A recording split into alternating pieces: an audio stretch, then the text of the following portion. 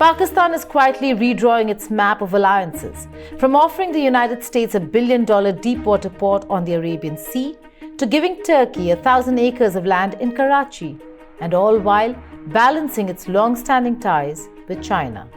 Islamabad seems to be signaling a bold new foreign policy reset. Behind these moves lies a country desperate for economic revival, global legitimacy, and strategic leverage in a region shadowed by rivalries and shifting powers. But as Pakistan courts both Washington and Ankara without alienating Beijing, what does this recalibration really mean for India? Hello and welcome. You're watching Statecraft with me, Geeta Mohan.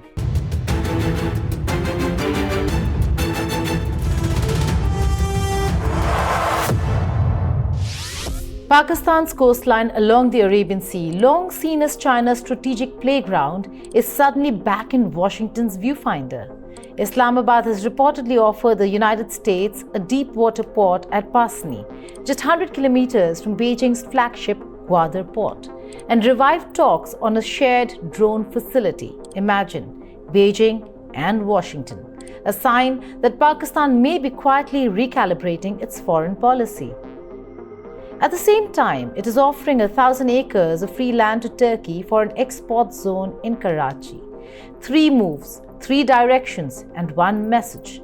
Pakistan is repositioning itself, but this shift has ripple effects beyond its borders. Well, very significant moves have been playing out in Pakistan, especially after Operation Sindoor, May 2025. And Pakistan has once again gone out and struck up a whole lot of geopolitical relationships with Saudi Arabia, with Turkey, of course, a new set of agreements with the United States. With the Pakistan Army has made minerals agreements with US private sector companies. Munir, of course, Field Marshal Munir has visited the United States 2 times. He's had lunch with Donald Trump once. He's hawked Pakistan's rare earths and mineral resources, that very famous viral photograph in the White House. So Pakistan is once again trying to leverage its geopolitical position between West Asia and the Indian subcontinent, trying to make itself useful for a whole lot of countries there, because Pakistan, as you know, is broke, it's bankrupt, and it needs a lot of external funding. It does not have any other means to pay for its budgets and certainly for its extravagant military spending. So it's using these resources, leveraging its position to create opportunities for itself. And that is what you need to see these larger moves in the context of. The question India must now confront is clear. What does Pakistan's new balancing act mean for India's security, its influence, and its neighborhood? In the heart of South Asia's maritime corridor, a subtle but powerful shift is underway. For nearly a decade, Pakistan's geopolitical compass pointed firmly toward Beijing.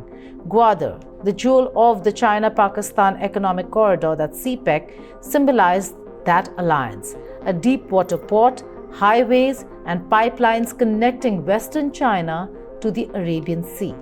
But 2025 has brought new overtures. Pakistan is now knocking on Washington's door, offering both infrastructure and intelligence cooperation in return for investment and legitimacy. The centerpiece of this new outreach is Pasni, a quiet coastal town in Balochistan's Gwadar district. According to a report in the Financial Times, advisors to Pakistan's Army Chief Field Marshal Munir have approached senior officials in Washington and offered the US the opportunity to build and operate a civilian port at Pasni, valued at up to $1.2 billion. The proposal surfaced shortly after Munir and Prime Minister Shehbaz Sharif met US President Donald Trump in September 2025 during a closed-door session at the White House. The meeting reportedly focused on investment in Pakistan's mining and energy sectors. Viral images from that visit showed Munir presenting Trump with a wooden box containing samples of rare earth minerals, a subtle advertisement of Pakistan's untapped resource wealth. Under the proposed plan, the United States would finance and manage a terminal at Pasni to facilitate access to Pakistan's mineral resources, copper, gold, and rare earth elements essential to modern defense and technology industries.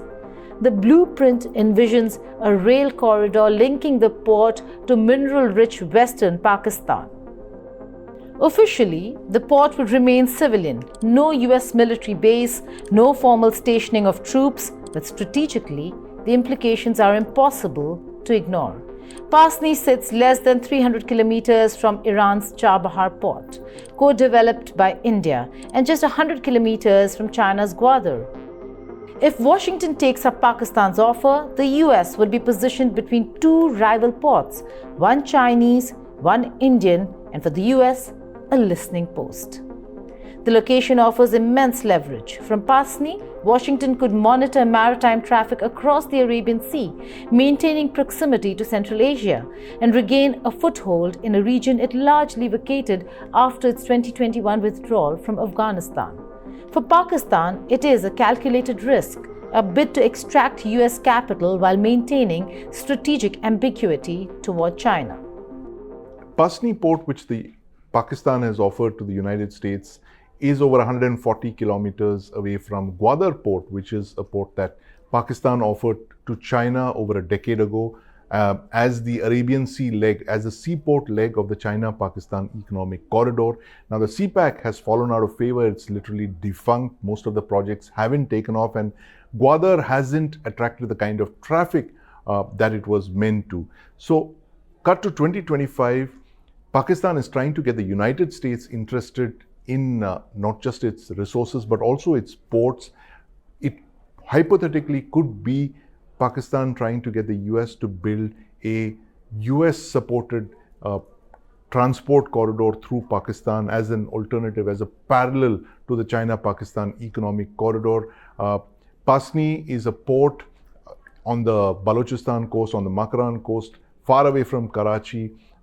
This could also be a way of the Pakistan military to ensure that the Indian Navy does not threaten Pakistan the way it did during Operation Sindoor in May 2025, where ships of the Indian Navy stood ready to strike at Pakistani warships in Karachi, and Pakistan had no answer to that. To get the United States in to invest in a port and in a railway line could be Pakistan's ways to ensure that it gets some kind of a shield, some kind of protection from Indian military retaliation. And also the most important thing about Pasni is that there is a proposed rail line, and that is where this port project becomes more than just a port project. That railway line could connect to other very significant railway projects that Pakistan has embarked upon, particularly the Uzbekistan, Afghanistan, Pakistan railway line, which is about 700 kilometers long, which was the first phase of that was begun in July of this year. So Pakistan, once again, trying to make itself useful to the United States by offering the US a corridor into Central Asia, independent of Iran, independent of China and the Russian Federation, and also an alternative corridor to Central Asia, bypassing India's corridor, which was at Chabahar, leading into Afghanistan. But the Pasni port is only part of a broader pivot. Alongside the port, Pakistan has reportedly offered the US access to a drone facility or related military infrastructure. While details remain confidential, credible sources confirm that Islamabad has extended such offers to renew counter-terrorism cooperation and perhaps to regain American trust lost after years of strained relations. The concept of a joint drone facility is not new. During the early years of the War on Terror, the US operated drones from Pakistan's Shamsi airbase to target terrorists across the Afghanistan border. The arrangement collapsed in 2011 after the Osama bin Laden raid and domestic outrage over sovereignty violations. Since then, Pakistan oscillated between quiet assistance and public resistance. But in October 2025, reports surfaced of a renewed willingness to cooperate, driven not by ideology, but by necessity. Jake, thank you.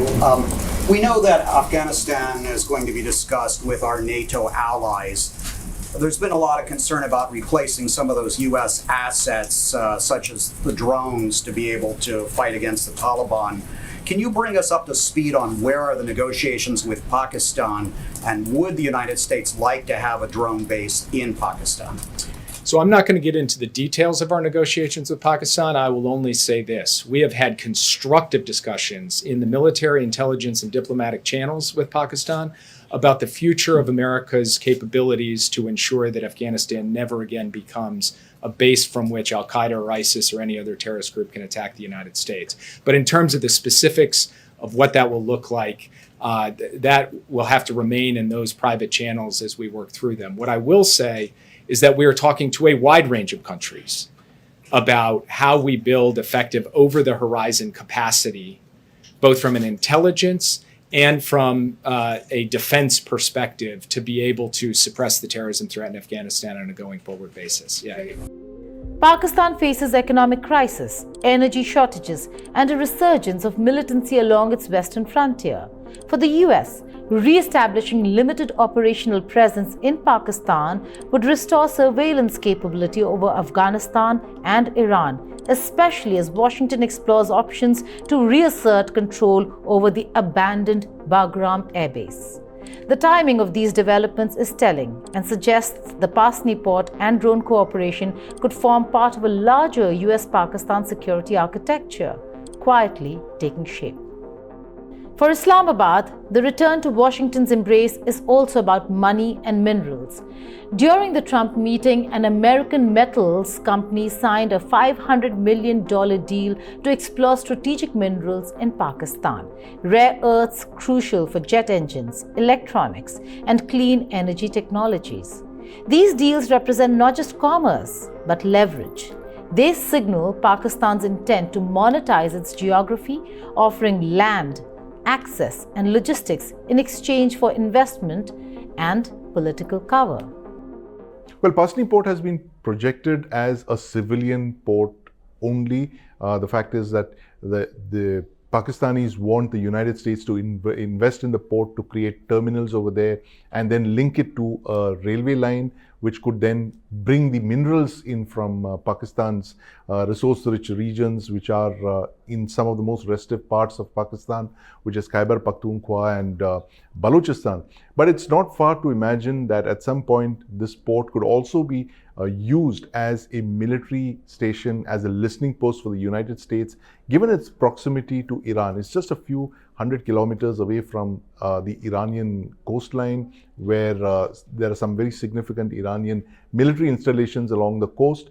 That would certainly be the United States lookout if it were indeed to take up the Pakistan military's offer of Pasni. It would become much more than just an ordinary commercial port. It would be a listening post and possibly have deeper linkages inland onwards to Afghanistan and to Central Asia.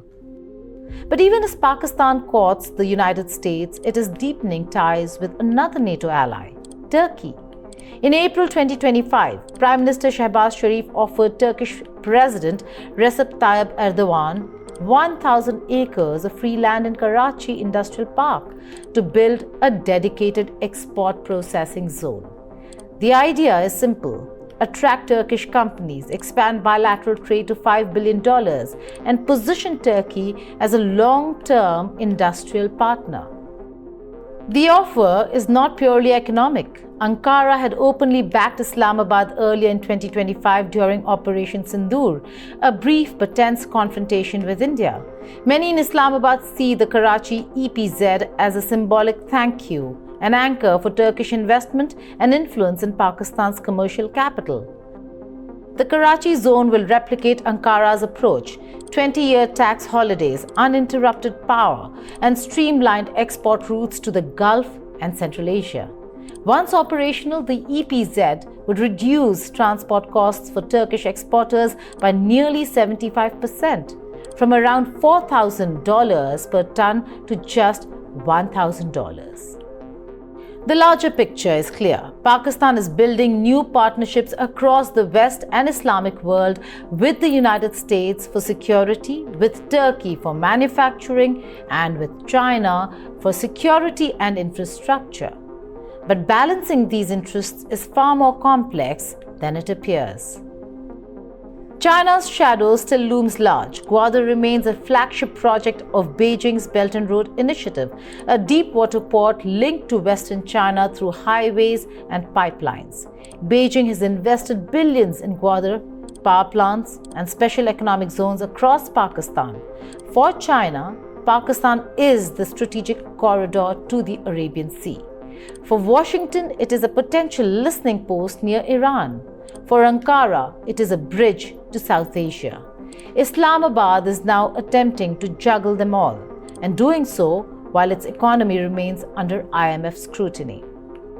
For India, this recalibration is not a distant dream. Each of these developments, the Pasni port, the drone facility, the Turkish EPZ, carries direct security and economic implications. The Pasni port, barely 300 kilometers from India's Chabahar terminal, could alter the balance in the North Arabian Sea. If Washington gains operational or logistical access there, it would create a new triangle of maritime observation. Chabahar, that's India-Iran, Gwadar, China-Pakistan, and Pasni, which would be US-Pakistan. The fact that the US is in Pakistan itself is always will be of concern to India. If that, this has come on and off over the years, so it's not new, but it's still of concern. I think all of us know that they were operating out of Pakistan for decades, so one had to go with that.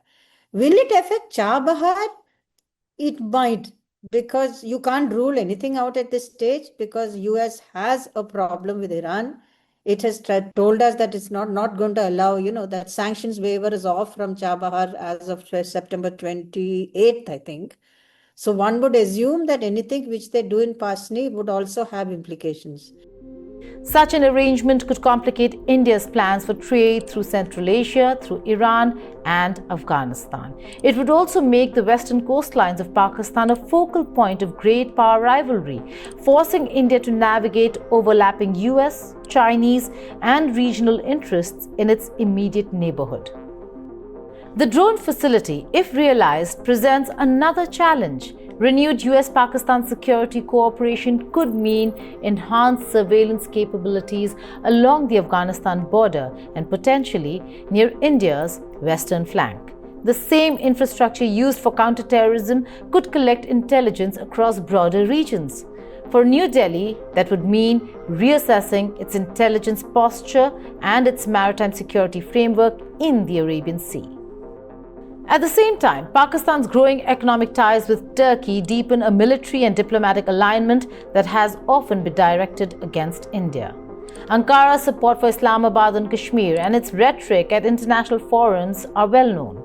A Turkish economic zone in Karachi is more than just a trade project. It embeds a long-term industrial and technological partnership that could eventually spill over into defense cooperation. So where does this leave India? Strategically, it faces a three-front complication. First, China's entrenched influence in Gwadar and northern Pakistan remains a constant. Second, the United States' possible re-entry through Pasni and drone cooperation reshapes the western maritime landscape. Third, Turkey's economic expansion into Karachi creates a new axis of Islamic solidarity that can challenge India diplomatically. The challenge lies in perception management. Pakistan will portray its outreach to the US and Turkey as proof of global acceptance. But we all know it is purely transactional, a sign of Pakistan's economic desperation, not diplomatic triumph. The red flags would be if that turns into a place where they will operate some kind of defense-related, intelligence-related equipment. On paper, all that Pakistan is offering is a port of no defense aspects included in that deal. But then, since it is Pakistan, you never know. Is it something that would? A red flag would be in fact if if drones, long distance drones are operating from there, then an intelligence listening post as well as special forces personnel That kind of thing. But however, one would get to know. It's not so easy to hide in a place like Pasni. Unlike, say, in Khyber Pakhtunkhwa or something, it's not easily done. So as of now, I would say that building a port there with the additional infrastructure like railways for a deal, which is $500 million, seems to be a little questionable unless they include other deals also in this as a package. Then yes, then this goes through. For Washington too, the choice is complex. Engaging Pakistan offers short-term operational convenience, access to minerals, intelligence and ports. But it risks alienating India, a far more stable and valuable partner in the Indo-Pacific. The US must weigh whether a Pasni foothold is worth unsettling the balance with New Delhi. Meanwhile, China is unlikely to watch passively. Beijing views any US foothold near Gwadar as a direct threat to its maritime access and Belt and Road investments. Should the Pasni plan proceed, expect Beijing to expand military and logistical activity around Gwadar, potentially escalating competition in the Arabian Sea, a body of water already crowded with rival navies. Turkey's investment adds another layer. As a NATO member, its presence in Pakistan's economic infrastructure indirectly connects Western institutions to Islamabad's industrial base. This triangulation, US at Pasni, China at Gwadar, and Turkey in Karachi, may turn Pakistan into a geopolitical crossroads once again. But crossroads are rarely stable. They are vulnerable, exposed, and contested. For India, the strategic map of its western neighborhood is being redrawn. Pakistan's pivot toward a multi-vector diplomacy is less about sovereignty and more about survival, using geography as a bargaining chip. The Bay of Bengal may be India's emerging maritime focus, but the Arabian Sea is fast becoming its next strategic test. In the end, Pakistan's balancing act may appear bold, but it is fraught with contradictions. It cannot host American investment in Pasni while depending on Chinese money in Gwadar. It cannot court Turkey's friendship while expecting neutrality from the Gulf. And it cannot expect India to remain indifferent while US drones or Turkish industries operate next door. For India, the path forward is threefold: reinforce maritime surveillance in the western seaboard, deepen strategic ties with Iran and the Gulf, and continue building indigenous defense and intelligence capacity. Geography may not change, but how India responds to its shifting neighborhood will define its strategic destiny. The Arabian Sea is no longer just a coastline, it is a chessboard. Each move, from Pasni to Gwadar, from Karachi to Chabahar, reshapes the balance of power. Pakistan is playing all sides, hoping to survive the game. For India, the challenge is not just to watch, but to act decisively, strategically, early, and wholly. Because in geopolitics, as in chess, the player who anticipates the next move wins the board. Pakistan's recalibration may give it momentary leverage, but India's foresight will determine the future of the region. Thank you for watching Statecraft.